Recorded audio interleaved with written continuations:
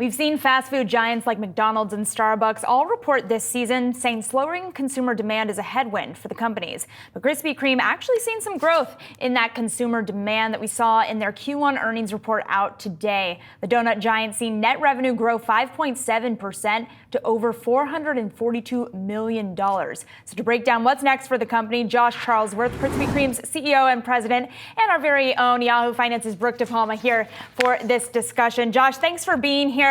Let's jump right into that McDonald's partnership. You say that you expect over 80% incremental sales growth through that partnership. I'm curious how you anticipate getting to that number, particularly given what we heard from McDonald's in their earnings, that they are seeing consumer slowdown. How do you expect to see that amount of growth? Good morning. Thanks for having me on.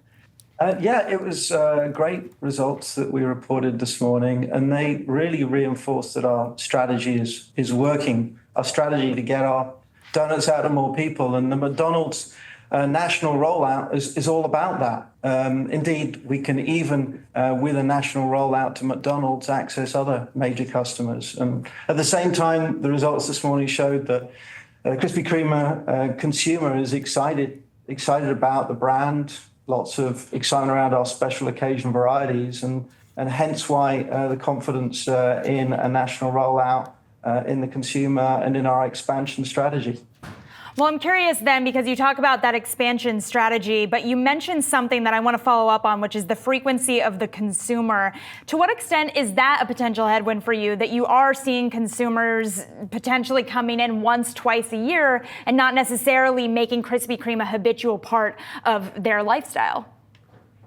Well, our brand and our business is pretty unique. People look to Krispy Kreme for a real special moment of joy, maybe to enjoy themselves, but actually usually to share and give to others. So we don't base our business off an habitual daily treat. Instead, we want to make it more convenient for people. We want to keep reminding them the joy that's Krispy Kreme. Amazing new donuts. We got out minis for mum this week. We had a total solar eclipse donut just a few weeks ago. These all put it top of mind. And then, for example, on Valentine's Day in the first quarter, that was our biggest sales day in the history of the company, because we reminded people of these special occasions for them and their families.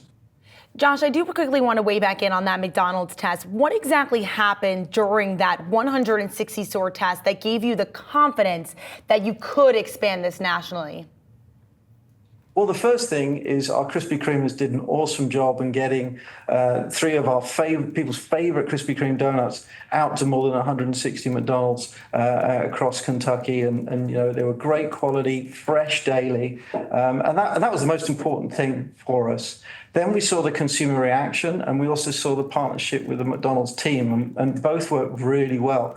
In fact, when we announced the national rollout, both McDonald's and us expressed that the consumer demand exceeded our expectations, which is great to see. So giving us a lot of confidence for a national rollout at McDonald's, but also the incrementality of that business for Krispy Kreme overall. So I'm curious about these additional touch points here. You mentioned that you're going to have 12,000 of them. What is the single biggest thing that you're focused on in your leadership to increase capacity to be able to meet the demand that's going to come with that? That's a big shift.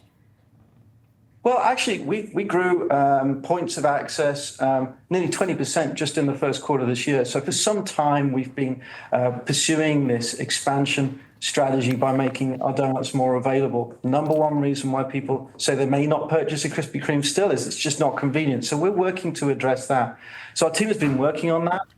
We're accelerating, indeed, with not just the national partnership with McDonald's, but other major players are looking to distribute our donuts. And so our focus is on getting those awesome donuts made, moved, and in the hands of our customers as fast as possible. And talk to me about international expansion. I know you've expanded nationally, of course, through the McDonald's partnership. Why not go international? Well, first of all, the brand is a global brand. People are always surprised when I talk to them about how we're in 39 countries already. Regarding McDonald's, yes, indeed, that's a US partnership, but we're growing all the time. We just announced we've added Germany and selling sales and Krispy Kreme in Germany next year. I was just recently at the Paris opening there, which the Parisians just loved our donuts. And we do think the quick service restaurant opportunity is relevant around the world. But right now with McDonald's, we're just focused on supporting the rollout there in the US. With this rollout here in the U.S., what sort of opportunity does this give you to, say, go to those local Walmarts, those local Targets that are near these McDonald's? No, I'm really glad you hit on that. It is a really big opportunity for us. In fact, when we've spoken to those partners, they've actually been excited to hear the news of how Krispy Kreme is growing profitably and scaling in a way that enables us to support more of their stores. We're in Walmart, they're a great customer, but we're only in about a quarter of the Walmarts today. Think of the opportunity we'll have by driving past every Walmart in the country on the way to McDonald's. And it's not just Walmart, other customers are excited to list a fresh, daily, awesome Krispy Kreme donut, especially given all the new donuts we bring out, all the innovation that the team is able to create. When you think about what we're seeing here in the U.S., we have been seeing a consumer slowdown from so many other companies. It seems like Krispy Kreme is immune to that. Would you say that's the case?